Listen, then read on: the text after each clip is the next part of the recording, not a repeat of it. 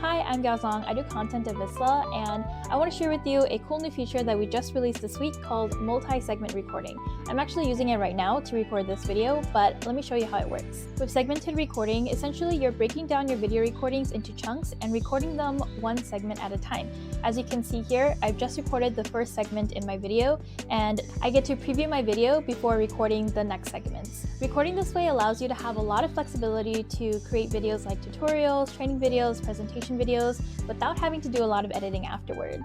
With segments, you have the ability to rearrange them to whatever order you need them to be, and even delete the segments that you don't want. Once you're done recording all of your segments, you can click confirm to create your video. I'm really excited about this feature because I record a lot of videos, and I love that I won't have to cut out all of the mistakes that I usually make when I have to record a whole video by itself. Try it out and let me know what you think.